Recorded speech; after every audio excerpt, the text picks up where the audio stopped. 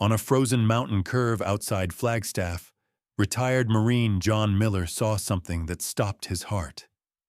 A German shepherd lay lifeless in the snow, her body stiff with ice. But pressed against her belly, a tiny puppy was still breathing, quietly sleeping beside death itself.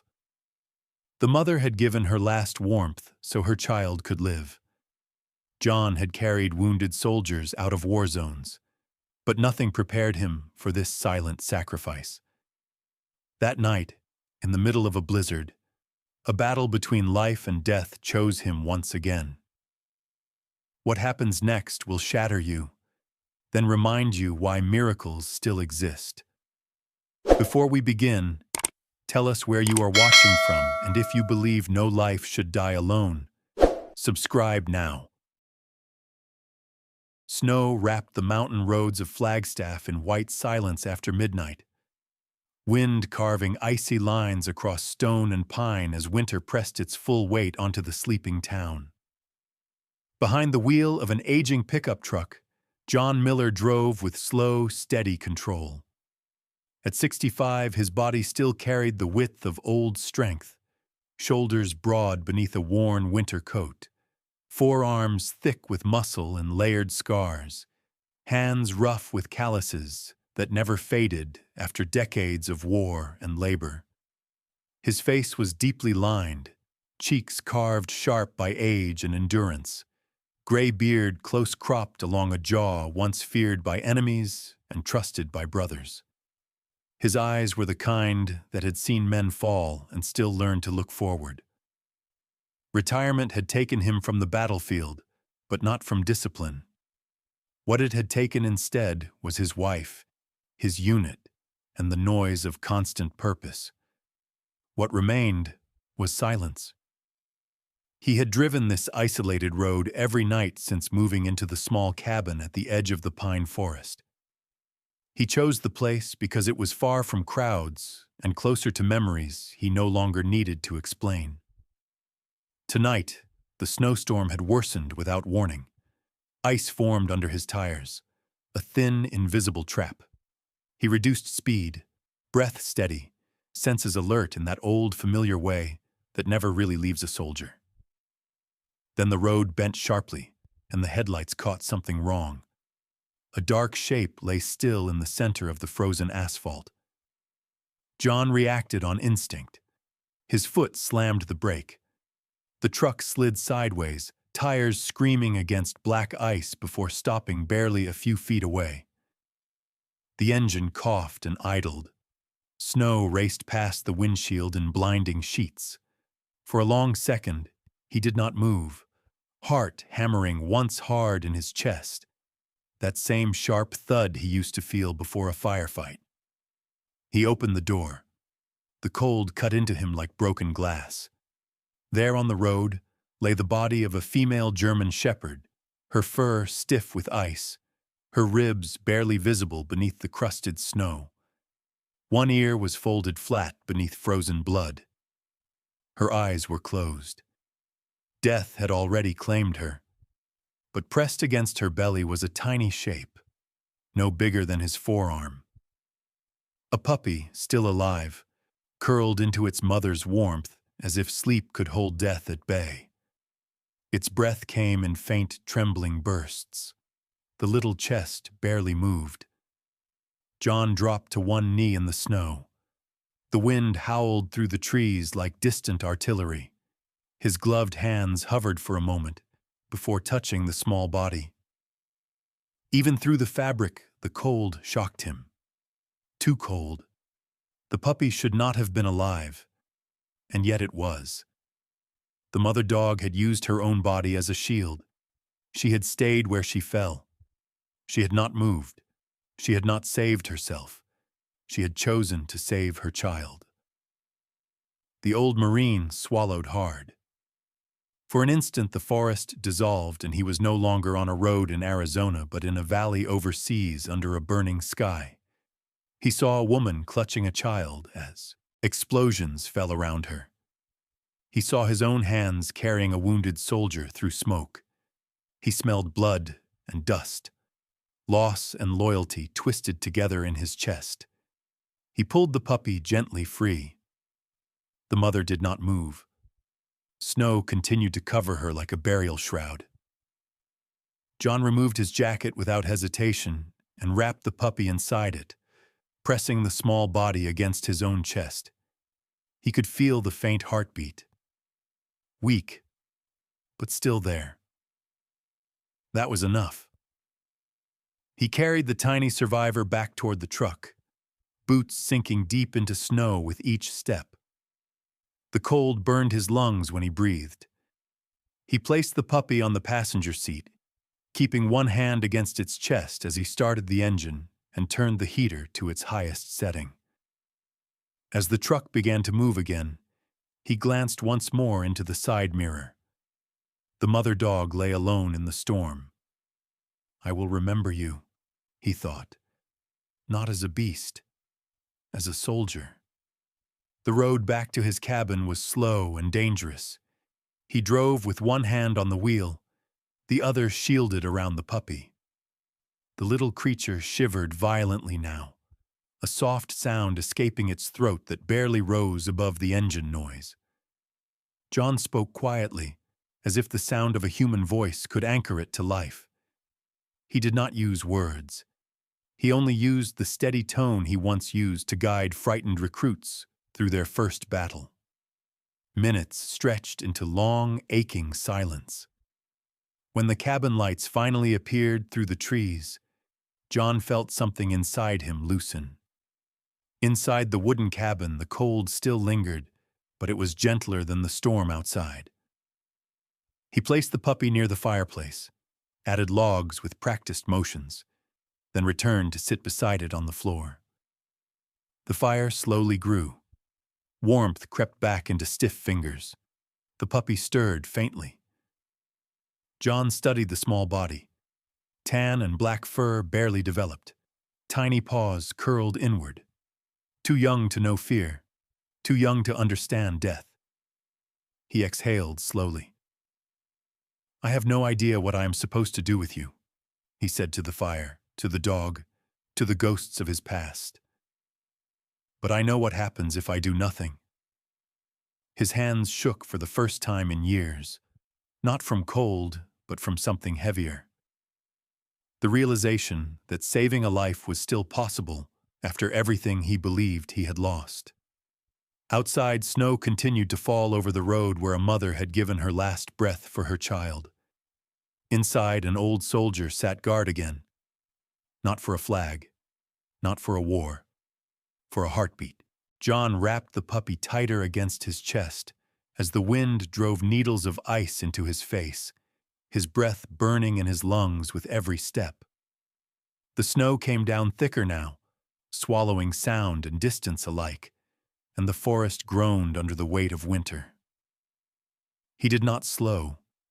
He had carried wounded men through gunfire and smoke with this same relentless focus. His mind narrowed to one task only: keep the fragile life in his arms from slipping away.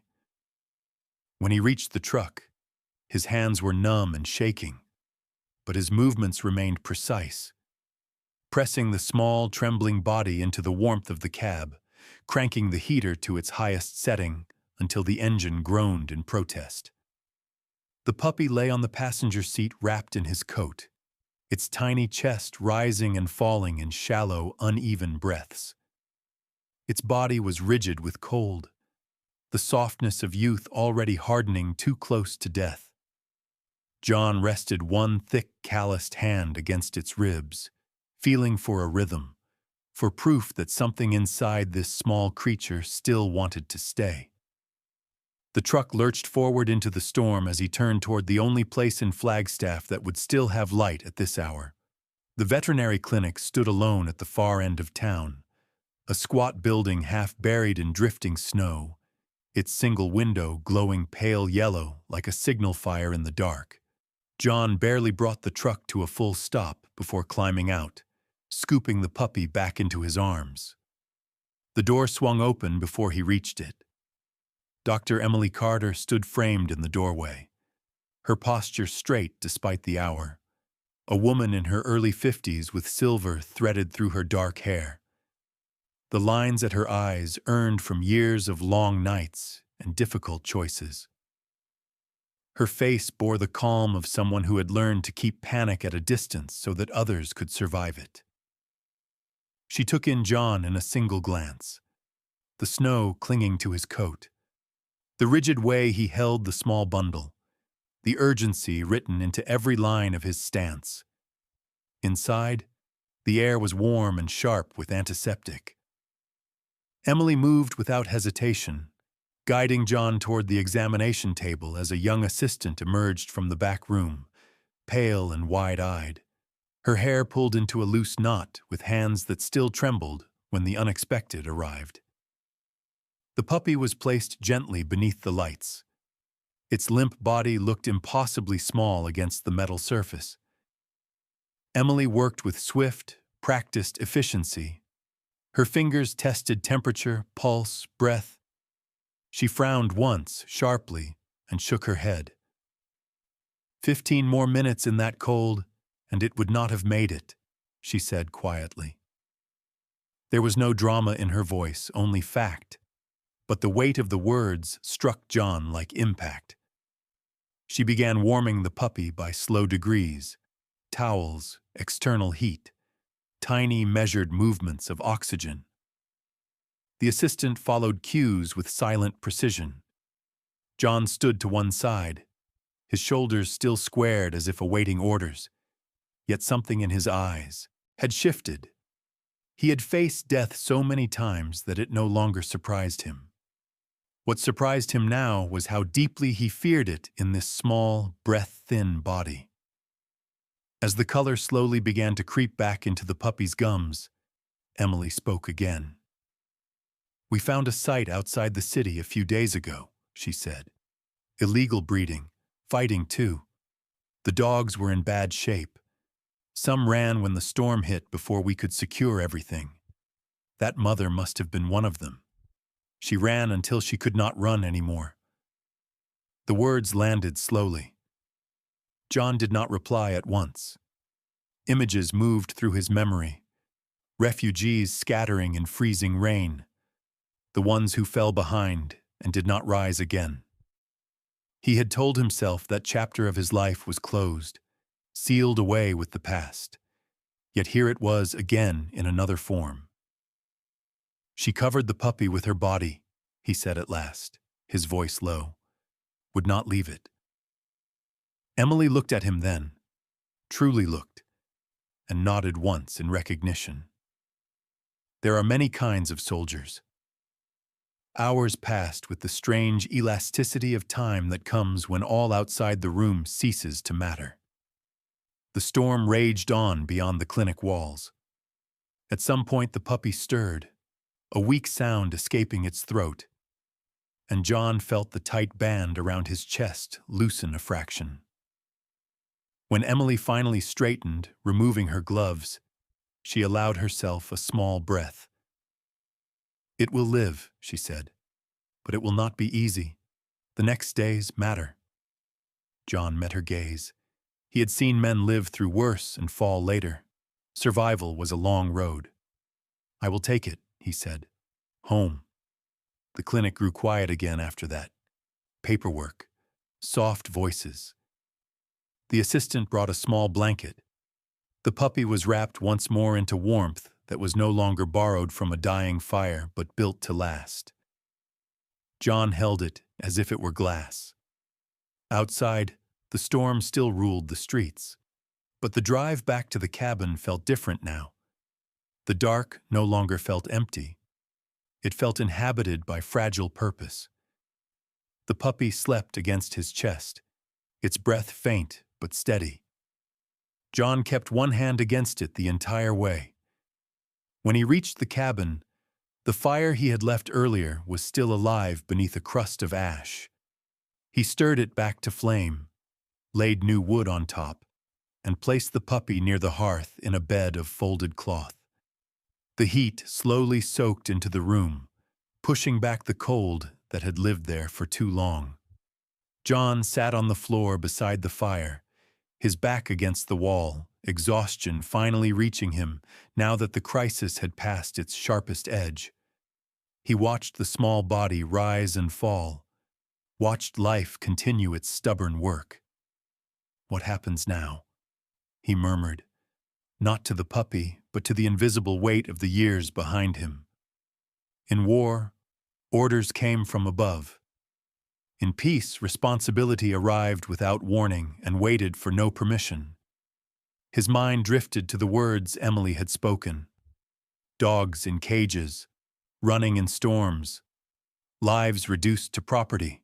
The thought settled dark and heavy inside him. He had spent his youth fighting men who turned people into numbers. He had thought he would never again stand between the helpless and those who profited from suffering. And yet here he was.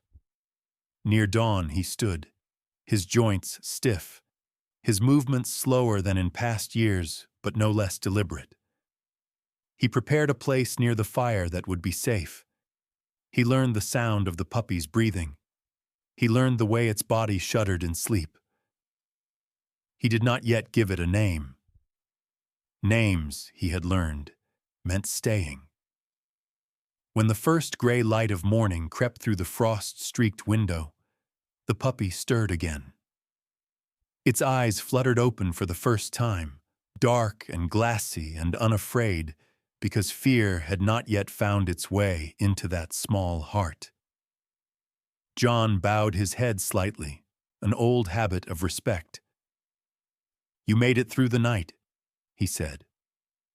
Outside, the storm finally loosened its grip on the mountain. John waited until dawn fully claimed the sky before he gave the puppy a name. The cabin was still wrapped in the quiet of early morning, that fragile hour when the world feels suspended between grief and beginning.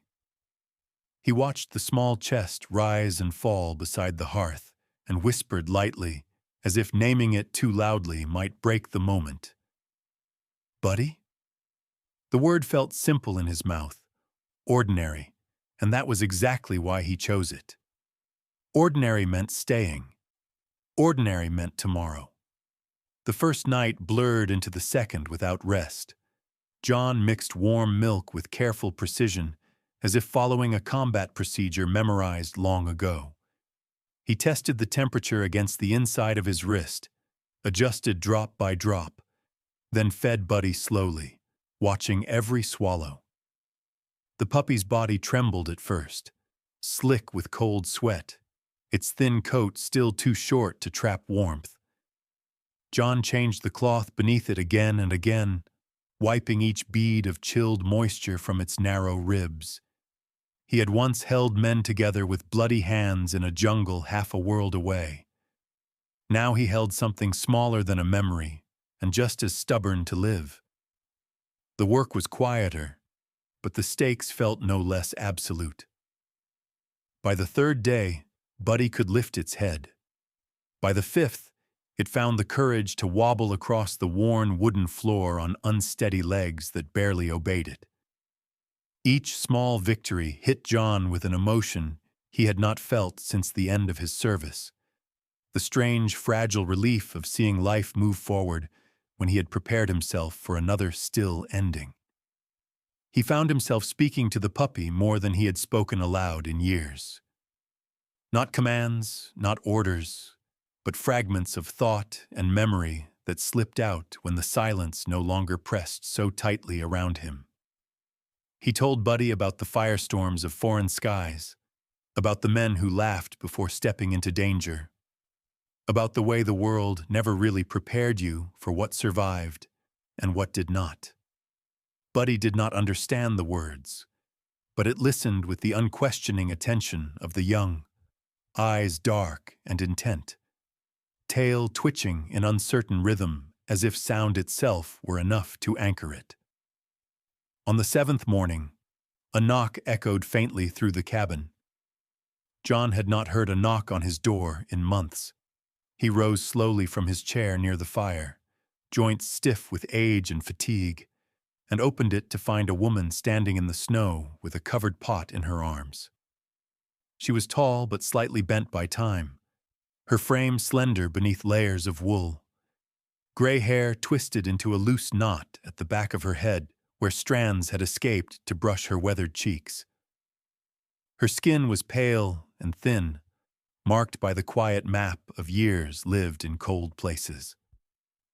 Her name was Mary, and she had lived on the neighboring ridge longer than John had lived in the entire town. "I saw the lights on all night," she said in a voice softened by age but steady with purpose. "Figured either you had company or trouble." John gestured her inside. The warmth of the cabin rushed out past her as she stepped in.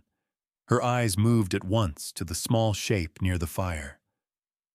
"Lord," she murmured, "you did not bring that storm in with you, did you?" He told her the story in few words. Mary listened without interruption, the way people do when they recognize something larger than curiosity.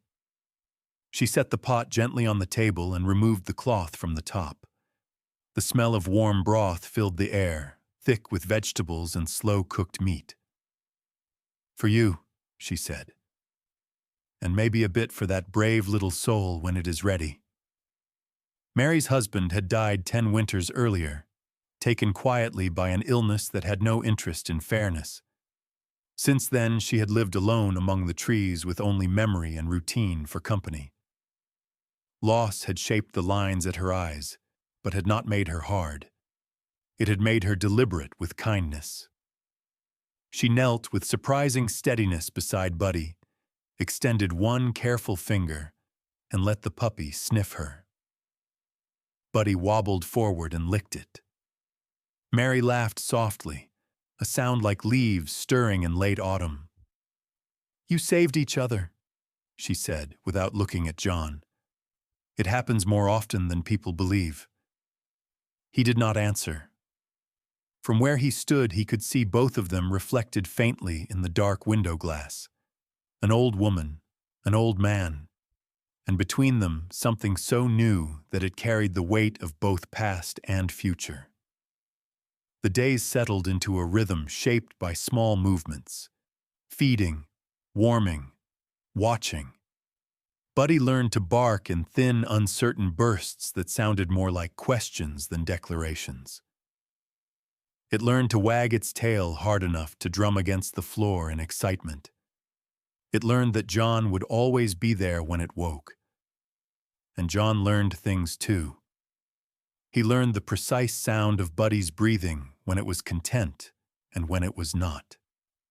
He learned that his own heart no longer tightened at every silence. He learned that the war did not own all the space inside him after all. Mary returned often, sometimes with soup, sometimes with bread, sometimes just with company. She never asked what John had been before he came to the mountain. She did not need to. The way he watched the door, the way he stood when startled, the way his eyes measured distance and risk even in peace. Those were answers enough. One afternoon, as snow drifted gently from the sky instead of falling in violent sheets, John sat on the cabin step with Buddy curled awkwardly in his lap, now warm and alert and unquestionably alive. Mary leaned on her cane beside him. "You ever think about how strange it is," she said, "that the world keeps sending us what we need long after we think it has finished with us?" John looked down at the small head resting against his chest. Buddy lifted its face and blinked up at him, eyes clear, no memory of the road where it should have died. "I thought my part was over," John admitted. "Turns out it was only quiet." That night, after Mary had gone and the fire had settled low, John lay back in his chair with Buddy sleeping against his ribs. Outside, the mountain wind passed through the trees with a softer voice now, no longer cruel, just cold and old and endless. John closed his eyes and allowed himself to rest, not because there was nothing left to guard, but because there was something worth guarding again. And in the dark, a new routine quietly took shape. The knock at the door came just after sunrise, firm and deliberate, not the gentle rhythm John had grown used to from Mary's visits. Buddy stirred in his arms at the sound, lifting its small head with a faint whimper. John felt the subtle shift in the air before he even reached the door. That quiet tightening in his chest he had known in other lives when the world was about to change. Two uniformed officers stood on the snow-packed porch. The first was a tall man in his early 40s with a square jaw darkened by stubble and eyes that carried equal measures of authority and restraint. His name was Officer Daniel Reyes, a patrol sergeant shaped by years of winter roads and late-night calls. The second was younger, slimmer, his pale face still unmarked by the lines that experience would carve. He kept his hands folded before him in a posture of formality that could not quite hide his unease. John listened as Daniel spoke. The words came steady and respectful, each syllable measured with care. "Sir, we are following up on a case involving an illegal dog breeding operation outside the city. A female German Shepherd was found dead on the highway last week. Based on veterinary identification and markings, the puppy you are caring for is believed to belong to that same case." The sentence was calm. Its meaning was not. John felt Buddy press more tightly into his chest, as if the small body sensed danger without knowing its shape. "And what does that mean?" he asked quietly. Daniel hesitated only a fraction of a second. "Legally, the puppy is evidence. Until the court completes hearings, the animal is required to be placed in municipal custody." The words struck deeper than John expected. He had lost men before. He had lost his wife. He had buried friends in folded flags. But the thought of watching another living being taken from him without violence felt like a different kind of wound. He looked down at Buddy, curled and trusting, unaware that the world beyond the fire and the steady hands that fed it was preparing to claim authority. "It lost its mother in the storm," John said. His voice did not rise. It did not need to. "This puppy has been cold and alone once already. I will not make it cold and alone again." The younger officer shifted his weight. Daniel held his ground. "I understand, sir, but the law does not measure loss the same way people do." John nodded slowly. He had learned that distinction too long ago. Later that day, the road back into Flagstaff felt longer than it ever had before. Buddy lay wrapped in a soft blanket on the seat beside him as they drove toward the courthouse, not yet taken into custody, but no longer fully his. The city rose into view through drifting winter haze, buildings dim beneath leaden sky. For the first time since the storm, the town felt heavy. Dr. Emily Carter met them inside the small municipal courtroom. She had traded her clinic coat for a simple gray jacket, her silver-threaded hair pulled neatly back at the nape of her neck. Her face was calm, but set with a quiet resolve shaped by years of standing between animals and what the world sometimes demanded of them. "I gave my full medical report to the court this morning," she told John softly. "Physically, the puppy is strong enough now. Emotionally, it is bonded to you. That matters more than the statutes say out loud." The hearing was brief. No raised voices, no dramatic objections, only the soft turning of pages and the careful language of process. The former owner of the dogs did not appear. He remained in custody, awaiting trial for multiple counts of abuse. His name was spoken once and then set aside like a stain no one wished to touch again. The judge was a woman in her late 50s, her hair cut short, her gaze steady and unflinching. She listened as Daniel summarized the discovery of the illegal operation. She listened as Emily described the condition of the puppy when it arrived at the clinic, the hypothermia, the days balanced between life and loss. and then she looked at John. He stood with his hands folded before him, broad shoulders wrapped in the same worn coat he had carried Buddy through the storm in. The coat still bore a faint smell of ash from the cabin fire. His beard was neatly trimmed, but no longer hid the deep lines of a man who had survived too many endings. He did not speak of war until she asked. "Why do you want to keep this animal?" the judge said. John drew a slow breath. "Because it has already lost everything it knew before it learned what safety was.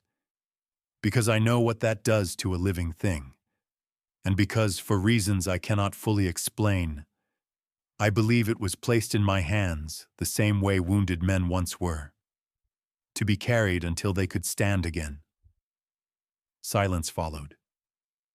It was not the cold silence of snow and storm, but the charged stillness of decision.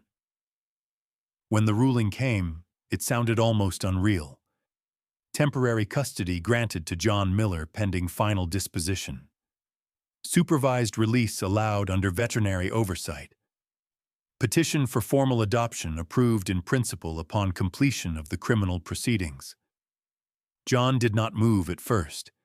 He remained standing as if waiting for a second voice to contradict what he had just heard. Emily touched his elbow gently. Only then did he exhale. Outside the courthouse, the sky had begun to clear. Winter sunlight filtered weakly through thinning clouds. Buddy stirred against his chest as John carried it back to the truck. Its small paw pressed once against his collarbone, a motion without meaning, and yet filled with it. That evening, the door of the cabin opened again, not with the authority of law, but with the familiar rhythm of friendship. Mary stepped inside carrying a loaf of warm bread wrapped in cloth, her eyes searching John's face at once. He gave a small nod. She closed her eyes for a moment as if in prayer, then smiled with a gentleness that reached all the way to her bones.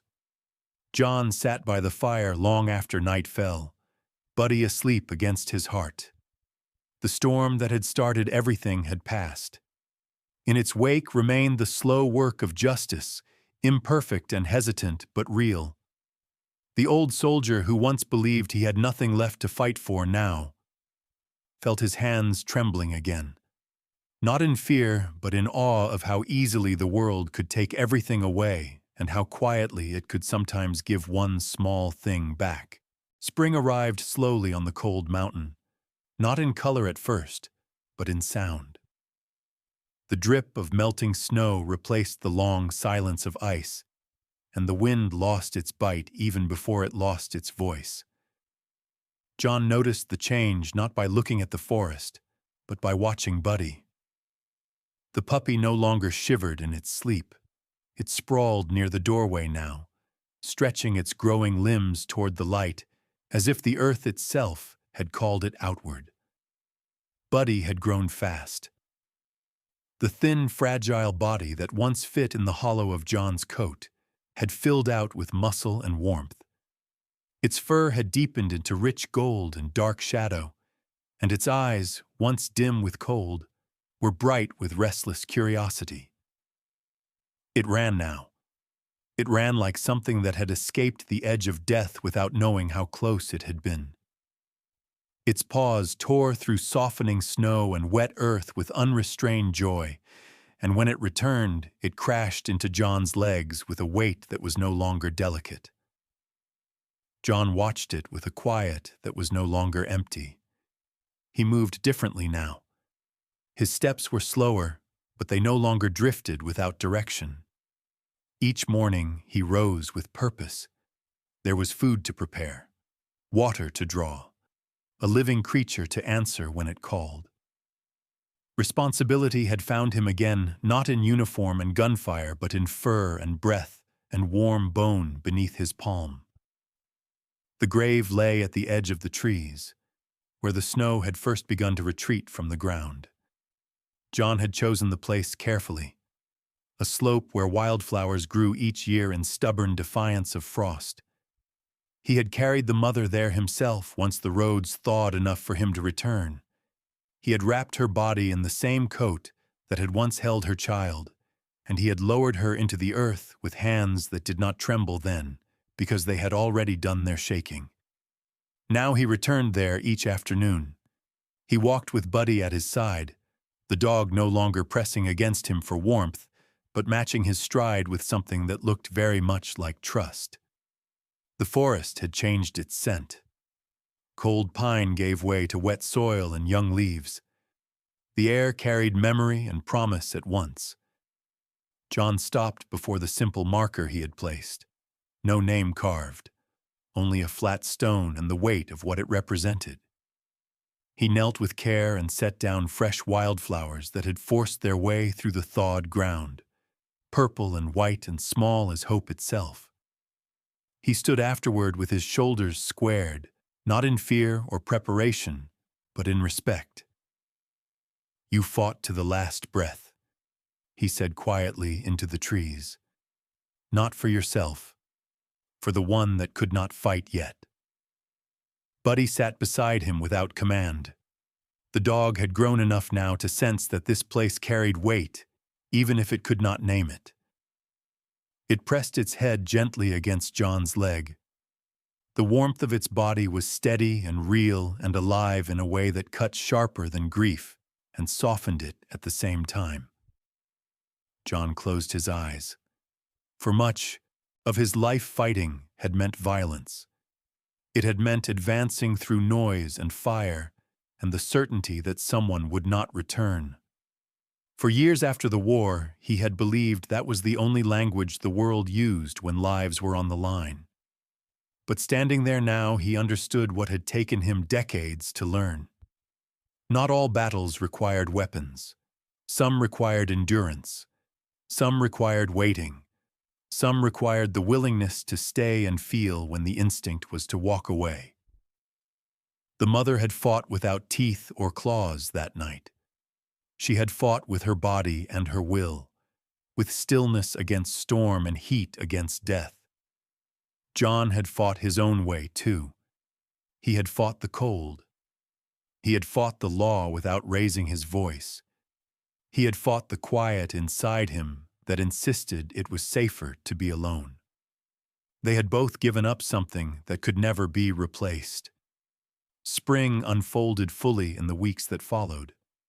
Snow retreated into shadow. The mountain streams ran clear and fast. Buddy learned the shape of the land as if it had always belonged to him.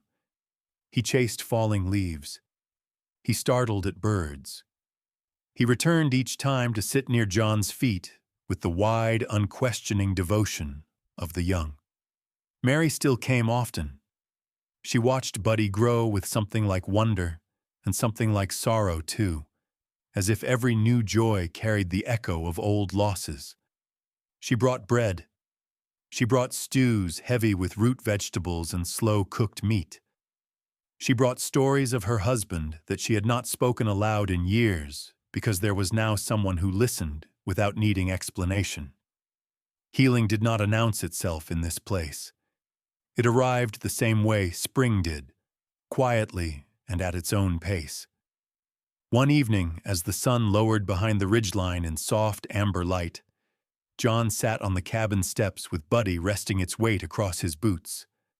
The dog's head lay heavy on his thigh now, solid and warm. John's hand moved instinctively through its fur. The forest had returned to life around them. Birds called. Water ran. The world moved again. "I thought I was finished," John said aloud to the empty air. He did not mean finished with living. He meant finished with meaning. The war had taken his youth. Time had taken his companions. Guilt had taken his sleep. He had come to the mountain not to find peace, but to escape the noise of needing. Buddy lifted its head and looked at him with eyes that held no memory of storm or road or death. Only him. John met that gaze and felt something inside him align that had long been crooked. "You were not supposed to be here," he said to the dog softly. And yet here you are. Somewhere beneath the remembrance of violence and solitude, he felt the quiet truth settle. The soldier had given up his quiet old age to take on a new responsibility he had not asked for. The mother had given up her life to give her child one. Neither had chosen safety. Both had chosen meaning. That night, John slept without waking, to the echo of gunfire in his dreams. The following days held no more legal battles, no more knocking at the door with polished authority. The court case moved forward elsewhere without reaching into the cabin again. Life returned to the scale of wood and fire and footsteps in thawing soil. It was not a dramatic return. It was enough. One afternoon, while Buddy raced the wind along the tree line, John stood watching the movement of its body against the open space and thought of how easily that motion could have never existed. He thought of the road, the snow, the stillness beneath the storm. He thought of the small, dark bundle he had lifted without knowing if it would live, and he understood at last the shape of the gift that had been placed in his hands. The mother had given her life. The old soldier had given his solitude. And between those two sacrifices, a life had been pulled forward out of nothingness and into the sun. When Buddy returned, it did not slow as it approached. It leapt, awkward and strong, all legs and noise and joy, and collided gently against John's chest. John caught it, laughing now for the first time in many years without restraint. The sound startled birds from nearby branches. As the sun lowered and the forest settled into evening, John and Buddy stood together at the edge of the land that had once been empty of both of them. In the quiet that followed, no words were needed. The war had ended long ago. The fighting had taken a different shape, and life had answered back. Sometimes God does not send thunder or fire to change a life. Sometimes He sends a frozen night, a wounded soul, and a chance for compassion to rise when hope feels impossible. The miracle was not only that a tiny puppy survived the storm. The miracle was that a tired old soldier found a reason to live again. In our daily lives, we may never face a blizzard or carry a life through the snow, but every day we are given quiet moments to choose kindness, to choose patience, to choose love. And in those choices, small miracles are born. If this story touched your heart, please share it with someone who may need a reminder that hope still walks beside us. Leave a comment to tell us what this story meant to you. And if you believe that love, faith, and second chances still change lives, please subscribe to our channel to walk these stories with us. May God bless you and your family, protect your home, and fill your days with peace. Amen.